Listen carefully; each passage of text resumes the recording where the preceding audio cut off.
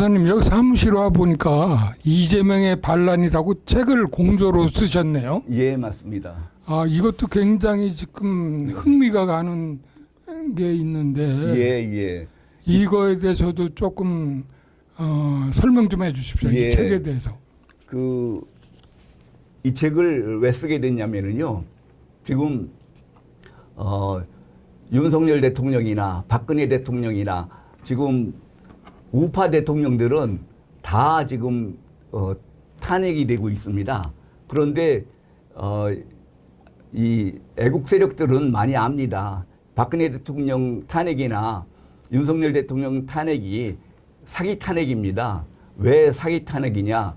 탄핵이라는 건 원래 두 가지 절차를 거치도록 되어 있습니다. 뭐냐 그러면은 국회에서 의결이라는 정치적 결단, 그리고 그것이 헌법재판소로 가서 헌법재판소 심판이라는 사법심사, 이 두 가지 절차를 거쳐야 되는데, 그러면은 이 두 가지 절차가 같은 사안에 대해서 진행이 돼야 됩니다. 그런데 잘 아시다시피 박근혜 대통령 탄핵 때는 박근혜 대통령이 뇌물죄를 졌다고 그러고, 또 윤석열 대통령 탄핵 때는 내란죄라고 그래가지고선 국회에서 억지로 탄핵을 시켜놓고, 탄핵 소추를 해놓고, 그리고 정작 헌법재판소에 가서는 박근혜 대통령은 뇌물죄를 빼고, 또 윤석열 대통령은 내란죄를 빼고서 재판받았지 않습니까? 내란죄를 빼고서 재판받은 게 12월 3일 날 무슨 뭐 계엄이 있었느냐, 군인이 출동이 됐느냐, 이거는 뭐 계엄에 따르는 당연한 거를 그거 뭐 조사할 것도 없는 거죠. 당연한 건데, 그것이 그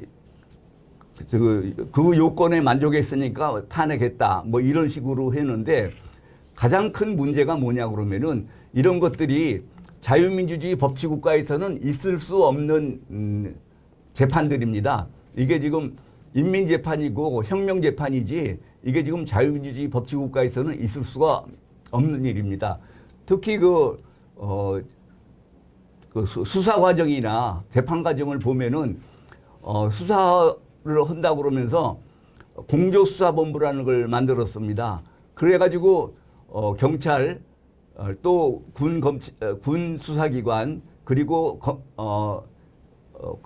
그리고 공수처, 이렇게 3개 기관이 공조수사본부를 만들어 가지고선 수사를 했는데, 이 공조수사본부를 만들려고 그러면은 이건 대통령 승인이 있어야 됩니다.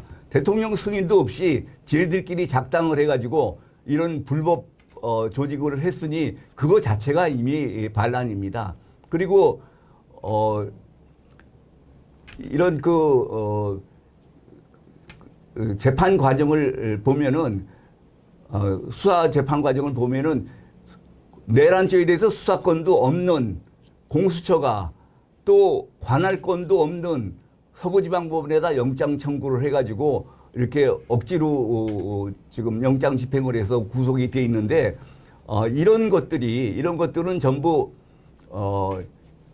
좌익 세력들에 의해서 지금 법이 훼손되고 있는 상태인 겁니다.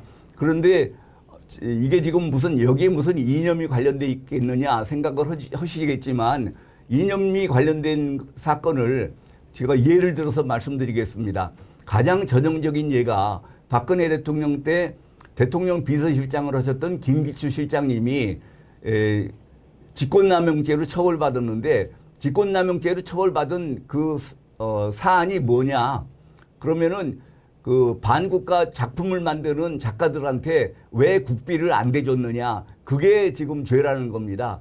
아니, 우리 대한민국 공무원들은 그 자유민주주의를 지키는 것이 당연한 의무고, 반국가 작품을 만드는 사람들이 자기 돈으로 반국가 작품을 만드는 거는 변론으로 하고, 반국가 작품을 만들도록 국비를 내줄 수는 없는 거 아니겠습니까? 그런데 이거를 자유민주주의 법치 국가에서는 절대로 있을 수 없는데, 이걸로 유죄를 판결을 받아서 구속됐었습니다.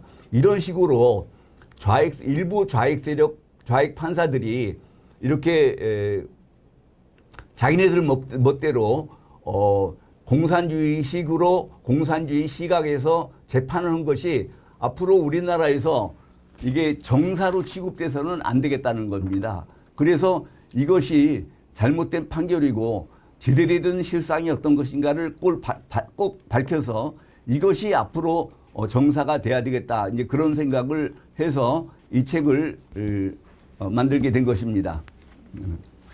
예, 잘 알겠습니다. 이 책도 많은 분들이 좀 읽어서 예, 예. 좀 제대로 알았으면 좋겠습니다. 예, 맞습니다. 그 한 가지 첨언할 거는 예, 아까 이제 공조수사본부에서 지네들 멋대로 했다고 그랬는데 이게 그 뭐하고 비슷하냐 그러면은 12.12 사태 때 전두환 대통령이 정승화 총장을 체포하기 위해서 하나회를 통해서 군이 동원됐지 않습니까?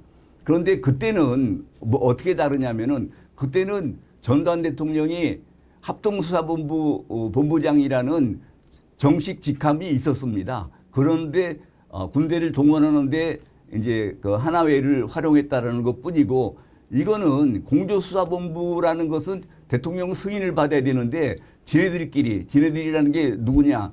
우리법연구회, 국제인권법연구회, 또 민면, 또 더불어민주당 이런 좌익 세력들이 모여가지고 지네들끼리 작당을 해가지고 이런 조직을 꾸미는 것 자체가 이미 반란이었다. 반란 그 좌익 혁명의 거기가 전진기지였다. 그래가지고 공조수사본부를 만들어서 순식간에 경찰 3위, 4위가 경찰 1위, 2위를 가서 구속해버렸지 않습니까?